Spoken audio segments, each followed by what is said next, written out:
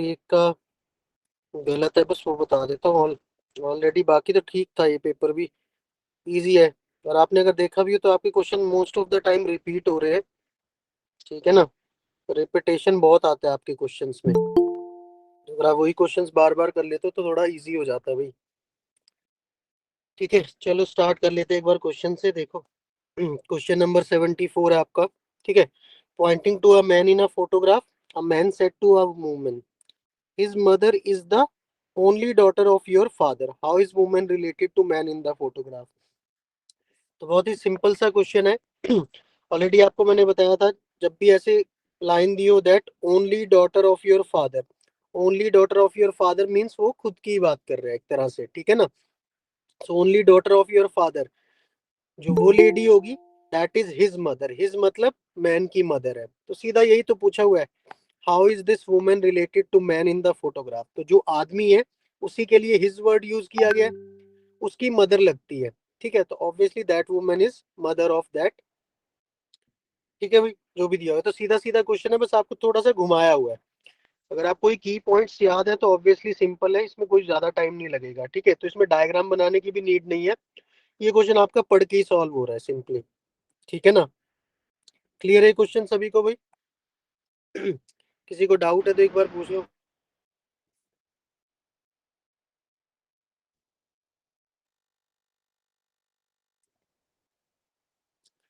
Clear है? ठीक है। चलो, आज मेरे पास आपका चैट बॉक्स वाला सोर्स नहीं है, ठीक है, तो थोड़ा सा ना एक बार यस नो जो भी आप एक बार बोल के बता देना मेरे को। ठीक है, कोई भी इशू आता है तो साथ साथ। चलिए नेक्स्ट क्वेश्चन देखते हैं। ठीक है। इन अ सर्टेन कोड लैंग्वेज, ये आपको वही है, मिक्स टाइप कोडिंग डिकोडिंग है, करवाया हुआ है ना। तो इसमें आपको दिया हुआ है, इसका मतलब है शी इज ईटिंग एप्पल्स, इसका मतलब है शी सेल्स टॉयज, और लास्ट वाली लाइन का मतलब है आई लाइक एप्पल्स। आपसे पूछा गया इस लैंग्वेज में कौन कौन से वर्ड जो है वो शी और एप्पल्स के लिए यूज हुए हैं। तो क्लियरली आप देख लो एप्पल कहाँ कहाँ रिपीट हो रहा है। एप्पल एक तो रिपीट हो रहा है भाई यहाँ पे और इस लाइन में। ठीक है, तो इस लाइन में एप्पल का कोड और इस लाइन में एप्पल का कोड सेम होना चाहिए। तो अगर आप देखोगे तो देखो, देखो जो है आपका वो कोड है एप्पल के लिए दोनों ही लाइन में। तो देखो आ गया आपका इसके लिए। ठीक है, जो दो ऑप्शन तो एलिमिनेट हो जाएंगे इसी से, आपके ए और बी में से आपका आंसर होगा। ठीक है, अब दूसरा कोड भी आप चेक कर सकते हो सिमिलरली। दूसरा कोड आपको चेक करना है, ठीक है ना, शी का। अब शी आपको ऑब्वियस सी बात है दोबारा से फर्स्ट लाइन में है और इस लाइन में है।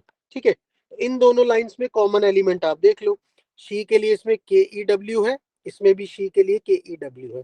तो ऑब्वियसली आपका बी ऑप्शन जो है वो आंसर हो जाएगा। तो बहुत ही सिंपल सा क्वेश्चन था। तो पहले दोनों क्वेश्चन बहुत आपके सिंपल से हैं।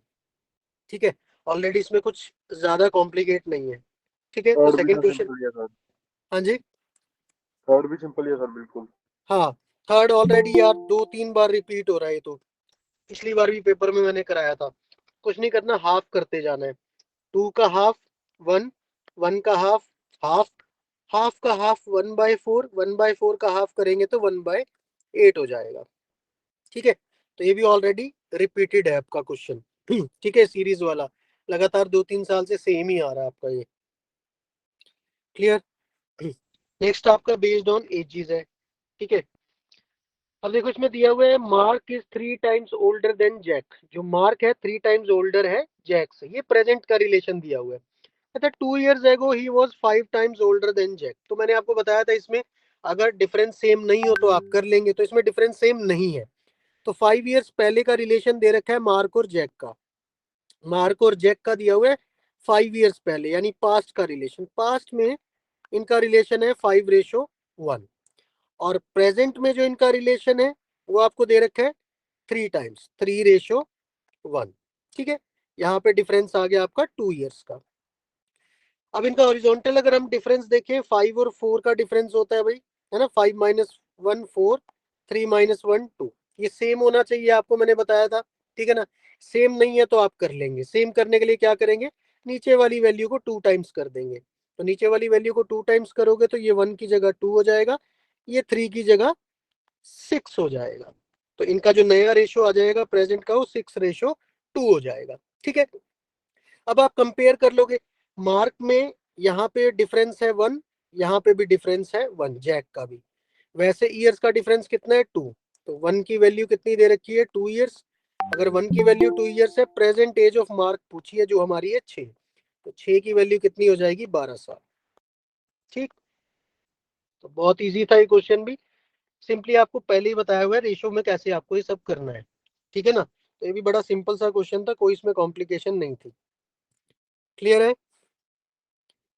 तो आई थिंक भाई यस सर। क्वेश्चन, हाँ 75 76 77 में मुझे नहीं लगता कोई डाउट होगा, सिंपल ही थे। क्वेश्चन नंबर 78 वैसे आपका प्रोबेबिलिटी का है, बट क्योंकि इसमें कुछ सॉल्व नहीं करना तो मैं लॉजिकली इसको मैं भी बता देता हूँ। ठीक है, अब इसमें सिंपली सिर्फ यही पूछा हुआ है, राधा के पास जो है, ठीक है, एक ही ड्रॉर है, उसके अंदर वो क्या करती है, she has 24 pairs of white socks. White socks के उसके पास 24 पेयर है और 18 पेयर है ग्रे सॉक्स के। अब बोल रहा है अगर राधा जो है 3 सॉक्स एट रैंडम पिक कर लेती है तो क्या पॉसिबिलिटी है कि राधा का जो पेयर है वो मैचिंग निकलेगा। अब यार देखो इसमें कुछ सॉल्व करने वाला नहीं है, बड़ा लॉजिकल सा क्वेश्चन था ये। ठीक है, अब अगर आप दिमाग लगाओगे, अगर आप 3 जुराबें उठा रहे हो, देखो सिंपल सा लॉजिक है, अगर आप 3 जुराबें पिक कर रहे हो, ठीक है, पेयर का मतलब होता है 2, तो 3 में से कोई 2 तो सेम होंगी होंगी। ठीक है, बात समझ में आ रही है ना, आपने 3 जुराबें पिक की हैं तो 3 में से हो सकता है या तो 2 वाइट हो या तीनों वाइट हो, है ना, 2 ग्रे हो या तीनों ग्रे हो। तो 2 वाइट हो, 2 ग्रे हो, 2 वाइट हो, कुछ भी आप कंडीशन बना लो, उस केस में इसकी प्रोबेबिलिटी 1 ही आने वाली है कि आपके पास एक ही पेयर होगा, मैचिंग पेयर। ठीक है, आप कोई सा भी अपने मन में केस मान के देख लो, इसका आंसर आएगा 1/1, यानी इसकी जो प्रोबेबिलिटी है वो एक ही आएगी। पॉसिबिलिटी एक ही पेयर की है, क्योंकि उसने पेयर पूछा है, कलर की सॉक्स नहीं पूछी। पेयर में 2 सॉक्स होती हैं, इसीलिए आप कोई भी अपने माइंड में केस बना लो, एक पेयर आपको जरूर मिलेगा। ठीक है भाई, तो ये बड़ा सिंपल सा मतलब लॉजिकल क्वेश्चन था, इसमें कुछ भी सॉल्व करने वाला नहीं है। ठीक, तो इसका आंसर आ जाएगा 1। क्लियर है? बताओ भाई, शाबाश। सर 1/3 ही आना चाहिए सर इसमें, क्योंकि सर एक पेयर वन ही मिलेगा। 1/3 क्यों आएगा, 1 ही तो आएगा। लॉजिकल सोचो ना, एक ही पेयर बनेगा यार, कोई सा भी केस उठा के देख लो। देखो क्या क्या पॉसिबिलिटी आपके माइंड में आती है, आपके माइंड में आती है, हो सकता है कि 2 जुराबे व्हाइट आ जाए, व्हाइट व्हाइट एक ग्रे आ जाए, या तो ये पॉसिबिलिटी होगी एक पेयर यहाँ बन गया, या पॉसिबिलिटी क्या बनती है कि 2 ग्रे आ जाए, एक व्हाइट आ जाए, एक ये हो सकती है। ज्यादा से ज्यादा और आपके दिमाग में क्या पॉसिबिलिटी आ सकती है, तीनों व्हाइट आ जाए, तीनों ग्रे आ जाए। आप कुछ मर्जी अप्लाई कर लो, सब में एक पेयर आने की जो पॉसिबिलिटी है वो एक ही है, मतलब एक ही पेयर उसे मिलेगा, तो उसने वही पूछा, तो 1/1 ही होगा। इन्होंने जान के 1/1 रखा है, बेसिकली इसका आंसर या तो 1 आता है, या वो ऐसे पूछता था कितने परसेंट चांस है, तो परसेंटेज में भी पूछता तो आपका आंसर 100% ही आता। ठीक है, तो इसमें वही, आप फॉर्मूला अप्लाई मत करो, फॉर्मूला अप्लाई करने जाओगे तो कंफ्यूजन बढ़ेगी, इसको लॉजिकल सोचो।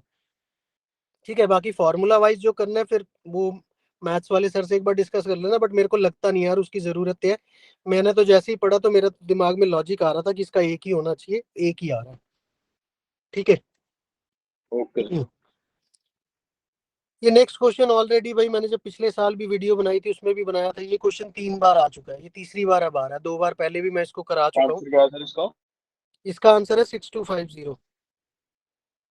ठीक है, देखो यार बड़ा सिंपल सा है, इसको मैंने देखा है लोग करते हैं थोड़ा कॉम्प्लिकेट कर देते हैं, बट मैंने बड़े सिंपल तरीके से इसको समझाया हुआ है। सिंपल सी बात है, कहता है कि एक टॉय है जो सोल्ड हुआ 20% प्रॉफिट पे, तो मैंने आपको सिखाया हुआ है 20% प्रॉफिट का मतलब क्या, आप अपने दिमाग में सोचो, मान लो जो चीज 100 रुपए की थी वो 20% प्रॉफिट पे कब बिकेगी, जब 120 की बिकेगी, तो ये आपका सेलिंग प्राइस हो गया। ठीक है भाई, सिंपल सा लॉजिक है, कुछ नहीं, फॉर्मूला लगाओ, कुछ नहीं इसमें यूज करना। दूसरी बात कहता है अगर वो ये टॉय 10% कम दाम पे बेचता, इस प्राइस से, किस प्राइस से, 120 से, 120 का 10% मुझे लगता है सब लोग निकाल लोगे, 10% का मतलब होता है 10 से डिवाइड करना, 120 का 10% हो गया 12, तो 12 रुपए सस्ता बेच देता, अगर वो 12 रुपए सस्ता बेचता तो 108 का बेचता, ये हो गया सेकंड सेलिंग प्राइस। कभी भी फॉर्मूले से मत करो प्रॉफिट लॉस को, लॉजिकली सोचो यार, पहली कहानी है 100 वाली चीज 20% प्रॉफिट पे बेची तो 120 की बेच दी। कहता है वो अगर वो बंदा इसे 10% कम दाम पे बेच देता, यानी 120 का 10% हो गया 12 रुपए, 12 रुपए सस्ता बेचता तो 108 का बेचता, तो जो प्रॉफिट है वो उसे 600 रुपए कम होता। अब यार एक बात समझो, कॉस्ट प्राइस तो सेम ही है ना, 120 पे बेच रहा है तो 20 रुपए का प्रॉफिट हो रहा है, जब 108 पे बेचेगा तो 108 रुपए का प्रॉफिट हो गया। अब आप देखो आपका प्रॉफिट कितने रुपए से कम हो गया जो हमने लेट किया है। 120 की जगह 108 में बिक रहा है, यानी आपका प्रॉफिट 12 रुपए कम हो गया। तो उस 12 रुपए की जो कीमत है वो 600 रुपए दे रखी है, यानी जो हमने क्वेश्चन में 120 108 लिया उस हिसाब से हमारा प्रॉफिट 12 रुपए कम हो गया। तो हमने जो 12 रुपए माने हैं वो एक्चुअल में 600 रुपए है। ठीक। अब वो कहता है what price he sold the toy to gain 25% profit. अब वो कह रहा है इसी टॉय को 25% मुनाफे पे बेचना है, प्रॉफिट पे बेचना है। तो ऑब्वियसली बात है, अगर 100 रुपए वाली चीज है, मुझे 25 रुपए कमाने हैं, तो मैं उसे कितने का बेचूंगा? 125 का बेचूंगा। ये आपका थर्ड सेलिंग प्राइस हो गया। 25% मुनाफा कब होगा? जब मैं 100 वाली चीज 125 में बेचूंगा। तो यूनिटरी मेथड लगा दो, 12 की वैल्यू 600 दी हुई है, 125 की आपको निकालनी थी। कुछ भी नहीं है यार, 12 की वैल्यू 600 है तो एक की कितनी हो गई? 50 रुपए। तो 125 की वैल्यू कितनी हो जाएगी? 125 गुना 50, 6250। खत्म। बिल्कुल सिंपल सा क्वेश्चन है, कोई इसमें आप फॉर्मूला ना लगाएं, फॉर्मूला लगाओगे तो कैलकुलेशन बहुत बढ़ेगी। कुछ लोग क्या करते हैं, इसमें पहले कॉस्ट प्राइस निकालते हैं फिर सेलिंग प्राइस निकालते हैं, बिना बात की क्वेश्चन को आप खींचे जा रहे हो, क्योंकि उसने किसी भी क्वेश्चन में कहीं भी उसने कॉस्ट प्राइस पूछा ही नहीं है, आप कॉस्ट प्राइस निकाल ही क्यों रहे हो? तो इसलिए एक चीज हमेशा ध्यान रखो, profit loss maximum unitary method से सॉल्व हो जाता है। इसके लिए आप फॉर्मूलेस मत लगाया करो। ठीक है, क्लियर हो गया भैया? ये ऑलरेडी पहले भी पता नहीं 2022 वाले पेपर में शायद तब भी था, मैंने सॉल्व किया हुआ, वो भी यूट्यूब पे वीडियो पड़ी है, तब भी मैंने इसको ऐसे ही कराया था। ठीक है। चलो नेक्स्ट, मुझे लगता है यार इजी था, इसमें तो मुझे लगता है कोई दिक्कत नहीं होगी। ठीक है, स्टेटमेंट एजम्पशन है। ठीक है, it is desirable to put child school at the age of 5 or so. ठीक है, assumption क्या? At the age of this child reaches appropriate level of development and is ready to learn. The school do not admit children after 6 years of age. ये तो मुझे लगता है यार सबको दिख रहा होगा, सेकंड वाली तो एग्जाम्पशन हो ही नहीं assumption हो ही नहीं सकती। एक ही ऑप्शन बचा पहला, और मैंने आपको अच्छे से बताया था स्टेटमेंट और assumption का मतलब क्या होता है। स्टेटमेंट होता है कोई भी स्पीकर अगर कोई बात बोल रहा है तो उसमें वो पहले से क्या एज्यूम करके चल रहा है वही आपने मैच करना होता है। तो बोला गया कि भाई बच्चों को जो है स्कूल में 5 साल के बाद या 5 साल की एज में डालना चाहिए। अब अगर किसी बंदे ने स्टेटमेंट दिया है तो उसके पीछे उसकी मंशा क्या है, वो क्या एज्यूम कर रहा है, वो पहली लाइन में क्लियर हो रहा है। भाई एट इस एज पे जो है चाइल्ड जो है वो सक्षम हो जाता है डेवलप होने के लिए। ठीक है, यही उसने सोचा होगा, इसीलिए उसने कहा कि 5 साल की एज में डालो। दूसरी एजम्पशन ये है कि भाई 6 साल की एज के बाद जो है स्कूल वाले लेंगे नहीं, देखो ऐसा कुछ नहीं है। ठीक है ना, तो इसीलिए पहली जो है वो ही सिर्फ इम्प्लिसिट होगी। ठीक। नेक्स्ट देखो भाई 81। 81 भी यार सिंपल था। 81 में देखो सीधा सीधा दिख रहा है, आप कुछ भी अगर दिमाग नहीं लगाओगे ना तो सिंपल दिख रहा है, सी डी लगातार है, डी के बाद आएगा ई एफ, एफ के बाद जी आता है, जी एच के बाद क्या आना चाहिए? आई जे। यानी सेकंड और थर्ड पोजीशन पे आई जे होना चाहिए, एक ही ऑप्शन में, सीधा टिक कर दो। ठीक। Yes sir. और अगर पहला लेटर भी देखोगे वो भी लगातार ही आ रहा है, STU, तो नेक्स्ट होना चाहिए V, तो आंसर होगा VIJ। ठीक। बाकी मैंने देखा यार अभी तक आपके पास जितनी भी सीरीज के क्वेश्चन आते हैं ना सिंपल ही आते हैं, चाहे नंबर सीरीज हो चाहे आपकी अल्फाबेट सीरीज हो। ठीक है, तो ये मान के चलो ये खैर अच्छा आपके पास आते हैं। और ये आपका फिर से रिपीटेड क्वेश्चन है भाई, 2-3 बार लगातार रिपीट हो चुका है, मैं तो बोल रहा हूँ इसका आंसर ही याद कर लो, 32। इवन वैल्यू तक नहीं चेंज करते ये लोग, आंसर भी याद करो, आंसर याद करो सर इसका। है ना, यूं का यूं ही है। आपको वैसे मैंने बताया हुआ इसका लॉजिक, ऑक्टागन में 8 साइड होती है, एक साइड पे जो इसने कंडीशन दी है वर्टिसेस वाली, ठीक है, उस पे 4 ट्रायंगल बनती है। तो एक साइड पे 4 ट्रायंगल बनती हैं, टोटल 8 साइड होती हैं, तो 8 × 4 टोटल ट्रायंगल्स आपकी बनती है 32। ठीक है, और डायग्राम की हेल्प से वैसे मैंने इसको पहले भी समझाया हुआ है बहुत बार। ठीक है, बाकी इसका तो याद कर लो, क्योंकि यार क्यों टाइम वेस्ट करना, जब वो वैल्यू तक नहीं चेंज कर रहे तो हम इतना दिमाग ही क्यों लगाएं। ठीक है ना, ये फिर से आपका रिपीटेड क्वेश्चन है, पिछले साल भी आया था। ठीक है, इसमें आपको वही है, क्या करना पड़ेगा, ऑप्शंस पुट करके चेक करना पड़ेगा कौन सा पैटर्न बन रहा है। तो जैसे ही आप ऑप्शन चेक करोगे 13 वाला पैटर्न बिल्कुल सही बनता है।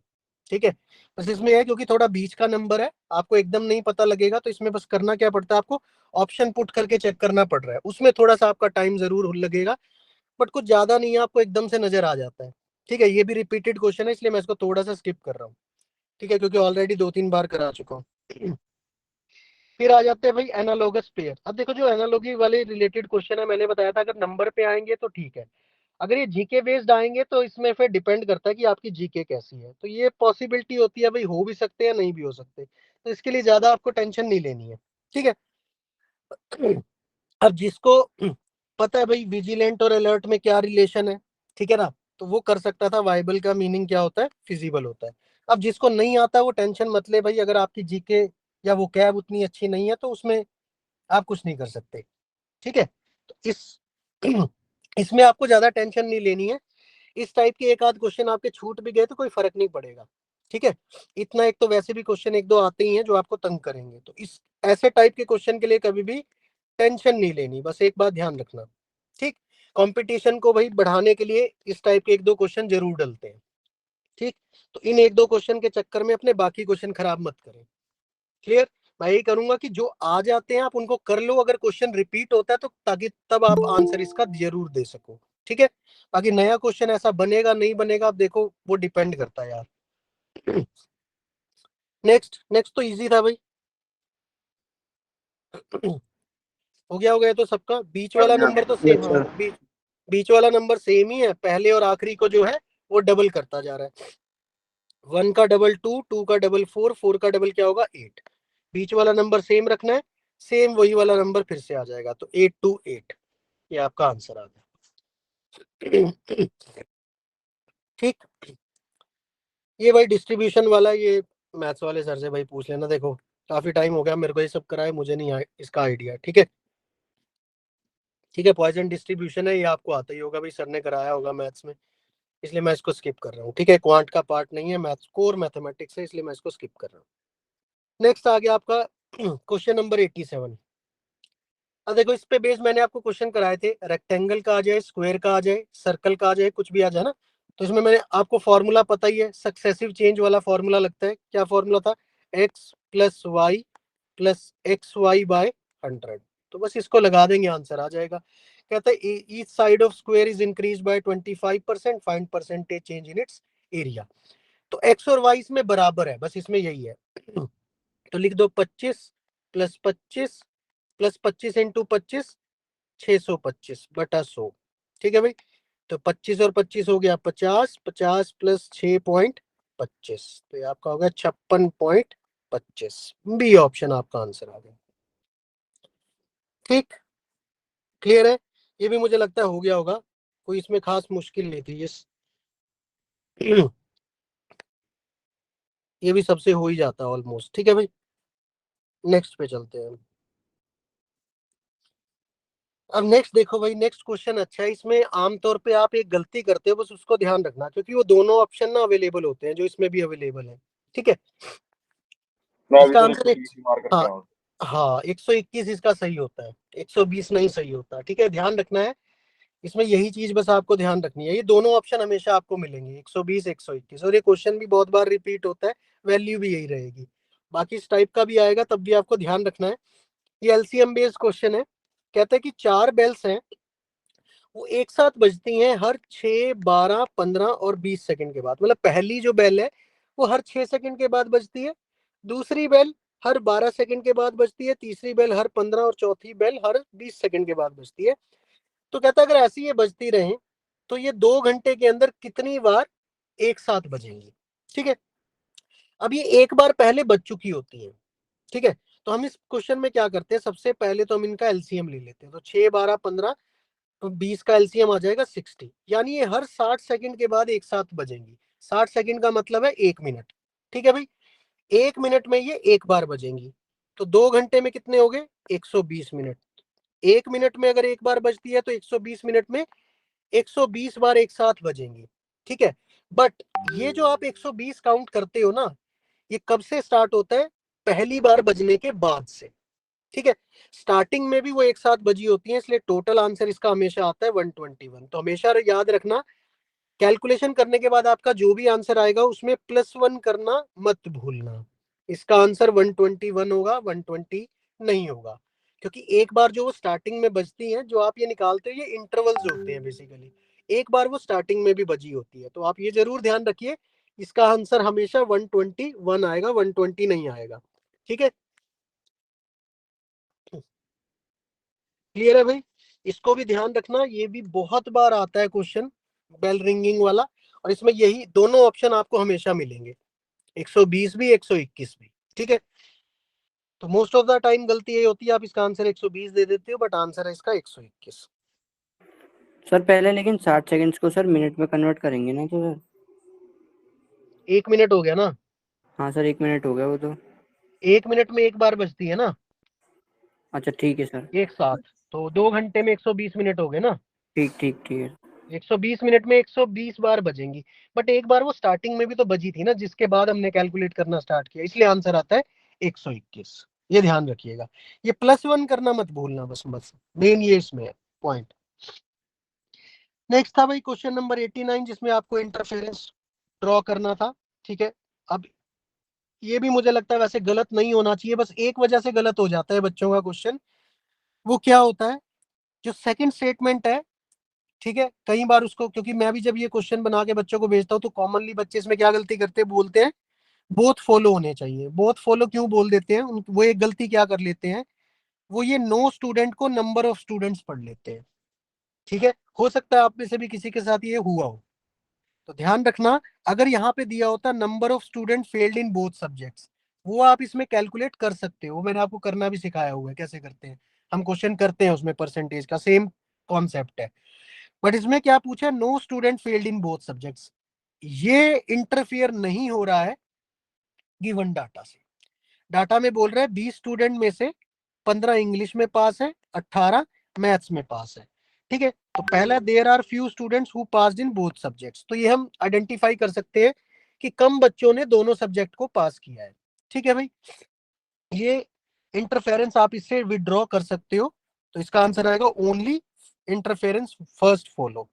सेकंड बोल रहा है no student failed in both subject, ये यहां से कहीं से भी आपको नहीं पता लग रहा है। ठीक है भाई, तो ये ड्रॉ नहीं हो सकता यहां से। क्लियर? हाँ, अगर आप इसको पढ़ लेते हो नंबर ऑफ स्टूडेंट, तब आप ये गलती कर बैठोगे, ए ऑप्शन को मार्क कर दोगे। ठीक है, तो ध्यान रखिएगा, नंबर ऑफ स्टूडेंट नहीं है, ये नो स्टूडेंट है। ठीक है, तो ये जो भी मैं आपको बता रहा हूँ भाई एक्सपीरियंस से बता रहा हूँ, ऑब्वियसली, क्योंकि बच्चे ये गलती कॉमनली करते हैं। हो सकता है आपने इस टेस्ट में ना की हो, ठीक है, बट कल को जब आप पेपर देने जाओ, आपके पास आए, तो आप ये गलती कर दें, तो इसलिए ध्यान रखना, क्योंकि नॉर्मली यार हम नंबर ऑफ स्टूडेंट को ऐसे ही लिख देते हैं ना, तो आपको भी वो हैबिट हो जाती है, तो ये जरूर ध्यान रखना भाई, ये जो शॉर्ट फॉर्म्स होती हैं कई बार मुश्किलात पैदा कर देती हैं। ठीक है, क्लियर है? Yes sir. ठीक है भाई, चलिए नेक्स्ट तो भाई रैंकिंग का क्वेश्चन था। अब देखो इसमें क्या दिया हुआ, in a row of boys A is 13 from left, D is 17 from right, if in row A is 11th from right, what is the position of D from left. तो देखो यार पहली लाइन से टोटल नंबर ऑफ स्टूडेंट निकल जाएंगे। ठीक है, कैसे निकल जाएंगे, ए की 13th पोजीशन दी हुई है लेफ्ट से, और ए की 11th पोजीशन दी हुई है राइट से, तो आप जानते हो टोटल नंबर ऑफ स्टूडेंट कैसे निकालते हैं, लेफ्ट प्लस राइट -1, तो यहाँ से टोटल नंबर ऑफ स्टूडेंट निकल जाएंगे। ए की पोजीशन ले लेंगे 13, ए की दूसरी पोजीशन 11, ठीक है भाई, माइनस कर दोगे तो 23 हो गई। ठीक, 23 आगे total number of student, total number of student आगे डी की एक पोजीशन दी हुई है, दूसरी पूछ रहा है, सेम फॉर्मूला लगा के आप दूसरी पोजीशन लगा सकते हो, नहीं तो मैंने बताया हुआ है ना, पोजीशन माइनस करके 1 प्लस कर दो, चाहे तो वो शॉर्टकट यूज कर लो, नहीं तो इसी फॉर्मूले को दोबारा लगा दो, total equal to left plus right -1। Total बच्चे हैं 23, डी की पोजीशन दे रखी है राइट से 17, लेफ्ट निकालनी है, 17 -1, तो यहीं से लेफ्ट पोजीशन उसकी आ जाएगी 7। ठीक है, 23 -16, 23 -16, एल पोजीशन आ गई उसकी 7। ठीक है, तो बड़ा ही सिंपल सा क्वेश्चन था। क्लियर है? तो इसका आंसर क्या आ गया, बी ऑप्शन 7th। क्लियर है? सेम ही फॉर्मूला 2 बार लगाना है, कुछ नहीं करना। Yes sir. नेक्स्ट क्वेश्चन भाई, नेक्स्ट क्वेश्चन बड़ा अच्छा क्वेश्चन है, इसमें जिसने मार्क किया हुआ आंसर गलत है, ये वाला आंसर नहीं है भाई इसका। ठीक है, बड़ा सिंपल लॉजिक है इसमें, अल्फाबेटिकली ऑर्डर में अरेंज किया हुआ है। ठीक है, पेंसिल को अल्फाबेटिकली ऑर्डर में अरेंज कर दिया। ठीक है भाई, पेंसिल के जो लेटर है, ठीक है, या तो आप नंबरिंग कर लो, नहीं तो ABCD तो सबको पढ़नी आती है। तो इसमें सबसे पहले क्या आता है, C आता है, फिर E आता है, फिर I, फिर L, फिर N, फिर P। तो अल्फाबेटिकली ऑर्डर में अरेंज करना है। सेम आपने मोबाइल के साथ करना है, मोबाइल को अल्फाबेटिकली ऑर्डर में अरेंज कर दोगे तो सबसे पहले क्या आएगा, B आएगा, B के बाद क्या आएगा भाई, E आएगा, E के बाद I के बाद L, L के बाद M, M के बाद O। तो इसका आंसर आएगा B ऑप्शन, A नहीं है। ठीक है, अल्फाबेटिकली ऑर्डर में इसको अरेंज किया गया है। ठीक है, तो ये पैटर्न भी आता है, तो ये ध्यान रखना भाई, कई बार बहुत सिंपल पैटर्न लगा देता है, आप कुछ कुछ सोचते रहेंगे। क्लियर हो गया? Yes sir. वैसे इसमें जो आंसर बाकी मार्क ठीक है, कि यही था भाई 91 वाला जो गलत मार्क किया हुआ था इसने। ठीक है, 92 ये भी आपका रिपीटेड क्वेश्चन है, इसका आंसर 1 ही आएगा, एक ही बनता है, HORN। हमने पिछली बार भी डिस्कस किया था ये क्वेश्चन। ठीक है भाई, हॉर्न एक ही बनेगा इसमें, तो ये भी रिपीटेड क्वेश्चन है, इसलिए मैं इस पे ज्यादा टाइम नहीं डिवोट कर रहा हूँ। ठीक है, ऑलरेडी हमने पिछले में किया हुआ है। ठीक है भाई, ये क्वेश्चन ये भी हमने ऑलरेडी किया हुआ है, आपके आई थिंक वर्कशीट में भी है, वैसे 94 भी है। बताओ सर, इसका A एंड F आना चाहिए ना सर। हाँ, हाँ सर, इसका ए 94 एन का एफ सर होना A चाहिए। एंड F आना चाहिए सर। हाँ सर, क्या आना चाहिए, A and F. Last option sir, last option आनी चाहिए सर 94 की। अच्छा, मैं अभी 93 की बात कर रहा था, 94 का भी वो तो देख सर लेते हैं। रिपीटेड है सर, वो तो रिपीटेड है। ठीक है, वो रिपीटेड है, आपको पता है कॉल्ड वाले में क्या होता है, पहले आपको सही आंसर ढूंढना है लेफ्ट साइड, तो लेफ्ट साइड आप आंसर ढूंढेंगे, आएगा डॉग, क्योंकि पेट एनिमल कौन सा है इसमें से, डॉग है। अब डॉग का नया नाम क्या हो गया, क्रो, तो क्रो आंसर हो गया। ठीक है, 94 पे चलते हैं। 94 में क्या कह रहे हो, A एंड F आना चाहिए, क्यों? देखो भाई, 6 पर्सन है, ABCDF सिटिंग इन 2 रोज, एक हर रो में 3 लोग बैठे हैं। E is not at the end of any row, 1 2 3, 1 2 3। एक ध्यान रखिएगा, जब भी लोग 2 रो में बैठते हैं तो ये ऐसे देख रहे होंगे, ये ऐसे देख रहे होंगे, लेफ्ट राइट आपको बहुत ध्यान रखना है। ठीक है भाई, तो जो नीचे वाली रो में बंदे बैठे हैं उनका लेफ्ट और राइट आप वाला ही होगा, लेफ्ट इधर, राइट इधर, और जो ऊपर वाली रो में बंदे बैठे हैं उनका लेफ्ट राइट अपोजिट होगा। ये मैंने आपको डबल रो अरेंजमेंट में कराया भी था, जब क्वेश्चन कराया था। ठीक है, तो ध्यान रखिए, जिसने ये नहीं किया होगा उसका आंसर गलत आ रहा होगा, वैसे A एंड D इसका सही आंसर।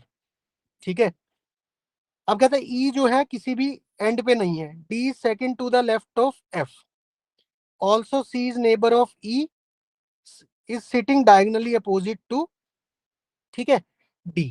तो C और D डायगनली अपोजिट है भाई।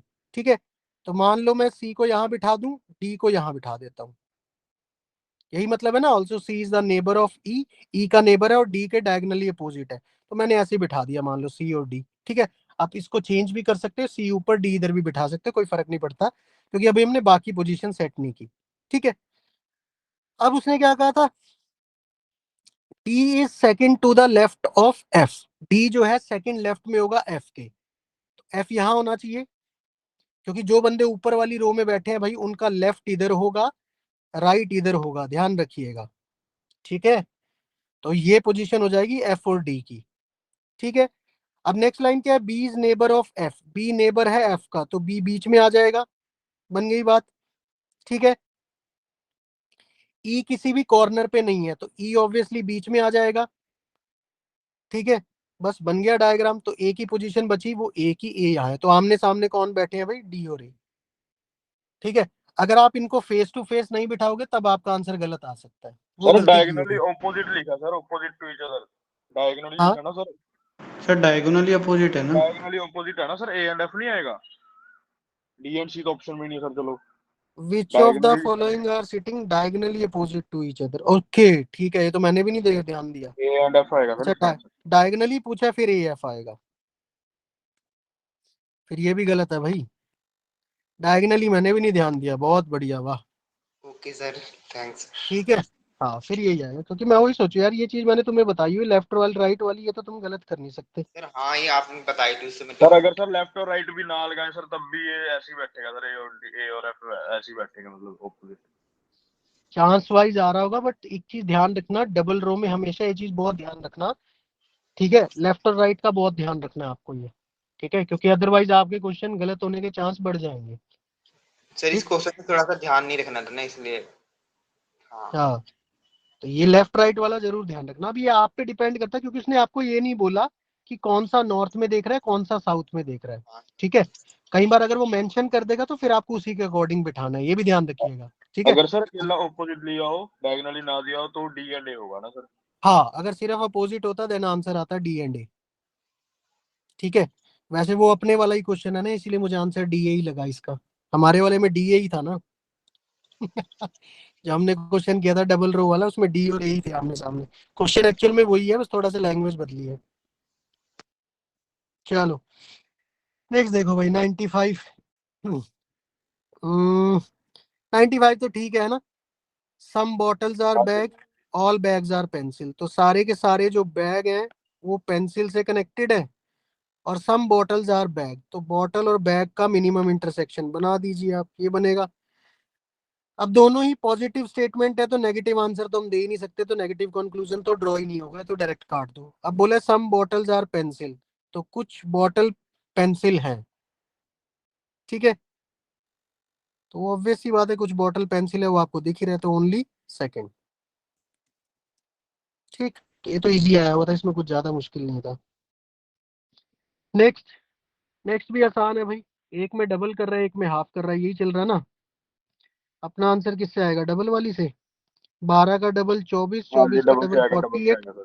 48 का डबल हो जाएगा 96। और मान लो इससे आगे भी क्वेश्चन मार्क लगा होता तो सेकंड सीरीज में हाफ हो रहा है, 98 का हाफ 49, 49 का हाफ 24.5, आगे हम इसका फिर हाफ कर देते। बट हमारा जो आंसर हमें चाहिए वो डबल वाली सीरीज से आएगा। ठीक, अरे तो अगले दो वाला समझाना सर एक बार सर, ये वाला अगले और वाला, समझाना अगले होता है। वाला यार वर्कशीट का क्वेश्चन है, अगर तुमने किया हो शिलॉग्स की वेन डायग्राम वाली, ये तो करा होना तो चाहिए ऐसा था सर, तुमसे। भूल गया सर। ये तो मेरी वर्कशीट का क्वेश्चन आ गया same as it is. Yes sir, ये करा था। फिर देखो इसमें यही करना था, जैसे हम परसेंटेज में आता है तो 100 में से माइनस करते हैं ना। अब इसने 100 की जगह 200 लोग दे रखे हैं, तो इसमें आपको क्या करना था, वही लगाना था। 200 में से माइनस करना था जिनको टी पसंद है 90, प्लस जिनको कॉफी पसंद है, माइनस इनका इंटरसेक्शन जिनको दोनों पसंद है। बस इसको सॉल्व कर लेना, आंसर आ जाएगा 48। यही करना था बस। ठीक है, ठीक ए, है।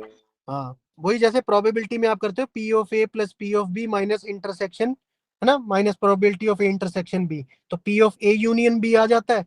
100% में से हम उसे माइनस करते हैं, तो ये वही चीज है। अब टोटल बच्चे 200 थे, 200 में से P of A union B minus करना था आपको। बस इसमें प्रोबेबिलिटी नहीं है, सीधा ही नंबर ऑफ स्टूडेंट्स है, वही चीज है। इवेंट डायग्राम का क्वेश्चन है, आपकी वर्कशीट करी होती तो उसी का है, same as it is question उठ के आ गया। ये भी वर्कशीट में दिया हुआ है। ये तो सर सही करा सर, इससे अगला भी सही करा। ठीक है, बस इसने थोड़ा सा इसको लैंग्वेज चेंज कर दिया, आंसर वही है 66.6। ठीक है, देखो सिंपल ही है। इन अ क्लास, ये थोड़ा सा मिस प्रिंटिंग है किसी और का। ठीक है भाई, यहाँ से स्टार्ट है question. In a class 120 students, 40% are female, तो 60% मेल हो जाएंगे।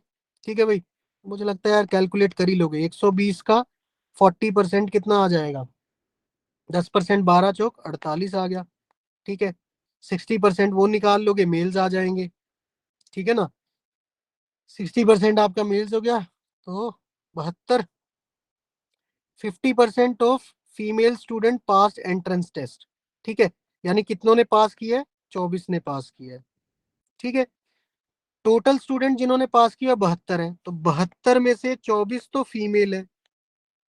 ठीक है, तो मेल्स कितने बचे, 48, यानी 48 मेल्स ने पास कर लिया है, 48 मेल्स ने पेपर पास किया है। अब परसेंटेज निकालना है, तो बस 48 मेल्स, मेल्स हैं कितने टोटल 72, तो 48/72 इंटू 100, 2/3 बन गया। 2/3 का मतलब 66.66%।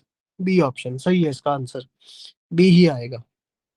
ठीक है, तो ये भी बड़ा सिंपल सा ही क्वेश्चन था। तो नेक्स्ट भी मेरे ख्याल से सबका सही होगा भाई, सीधा ही यस सर, लॉजिक दिख रहा है ना। 6 और 3 9, 4 और 2 6, यहाँ पे 4 और 2 6 बन रहा है, बट ये 8 बन रहा है। लास्ट वाला भी चेक करें तो 2 + 7 9, ये भी ठीक है। तो इसमें ऑड वन आउट आपका ये होगा। इसमें तो सर ये भी था सर, सारे चार चार के टेबल पे जा रहे हैं, मतलब सारे एक दूसरे के वो टेबल पे जा रहे हाँ, वो भी आप लगा सकते हो। दोनों से आंसर सेम ही आ रहा है, इसलिए फर्क नहीं पड़ रहा। टेबल में 8 के टेबल में आता नहीं ना सर 42, तो इसलिए खत्म हो गया। 27 भी तो नहीं आता। 9 के टेबल पे तो आता ही ना सर 27। 9 में आता है। चलो वो भी ठीक है लॉजिक, बट ठीक है, दोनों से सेम ही आ रहा है। लास्टली देख लो, लास्टली वही है यार, जीके रिलेटेड है। अगर आपको मतलब पता है बियर हाइबरनेशन, हाइबरनेशन आप जानते हो कंप्यूटर को हाइबरनेट करते हो कि मतलब जागता तो रहता है लेकिन फिर भी ऐसी स्थिति में हो जाता है कि स्लीप मोड। स्लीप और हाइबरनेशन में आई थिंक तुम्हें फर्क पता है ना, ठीक है ना। स्लीप में तो बिल्कुल सो गया, हाइबरनेशन में मतलब कि थोड़ी सी सुस्त अवस्था में। तो बियर सुस्त अवस्था में जाता है, ऐसी फ्रॉग के लिए वो सुस्त अवस्था को क्या बोलते हैं, ये। तो ये वो लॉजिक था इसमें। वो ये इसको वैसे पढ़ लो, अगर रिपीट हो गया बढ़िया है, नहीं तो जीके वाइज मुझे लगता नहीं है किसी का ये ठीक होता है ना। सर मैं अटेम्प्ट ही नहीं करा। हाँ तो सॉरी मेरे सर को ही जब लग रहा है ना, क्योंकि नहीं होता। क्योंकि देखो बियर और हाइबरनेशन तो मुझे भी थोड़ा आइडिया लग गया था, बट इसका मुझे भी नहीं पता था। तो मैंने भी टेक्निकली नेट पे इसका मीनिंग देखा, तब मुझे पता लगा अच्छा फ्रॉग के केस में इसका भी वही मतलब होता है। तो ये सेम है यार, इसके लिए ऐसे टाइप के क्वेश्चन के लिए घबराना नहीं है। जो प्रीवियस पेपर में आया बस उनको दोबारा कर लो, क्योंकि इन क्वेश्चंस का क्या होता है कई बार एज इट इज रिपीट आ जाते हैं। तो ताकि रिपीट आ जाए तो तब आप मार ना खाओ, बस ये है। बाकी नया अगर आपको नहीं समझ आ रहा तो छोड़ दो, कोई बात नहीं, ठीक है ना। दो ही तो क्वेश्चन ऐसे आए हैं जो जीके बेस्ड थे, बाकी तो मेरे ख्याल से सारे कर सकते थे तुम, कोई ऐसी वो नहीं थी। तो ठीक है, इजी सा ही पेपर आता है, ऐसा कुछ नहीं है। इतना टेंशन मत लो, बढ़िया से बस जो पढ़ाया है ना उसको ध्यान से पढ़ो, उसी में से सारा हो जाएगा, ठीक है। बाकी तो वही टिप्स मैंने ऑलरेडी तुम्हें दे ही दी है, ठीक है ना। तो बस उन्हीं पे काम करो, बाकी टेंशन ज्यादा लेनी नहीं, ठीक है ना। रिलैक्स मोड में रहो, बढ़िया से अपना काम करो, ठीक है। फिर भी किसी को कोई डाउट आता है, वैसे तो पूछते ही रहते हैं व्हाट्सएप पे मेरे से, तो आपको भी कोई आता है, अब तो खैर टाइम नहीं बचा आपके पास। फिर भी जैसा भी है भाई, अगर फिर भी कुछ लगता है तो आप मेरे से पूछ सकते हो, कोई दिक्कत नहीं है, ठीक है। चलो और कोई प्रॉब्लम है तो बताओ भाई। सर एक चीज पूछना था। हम्म।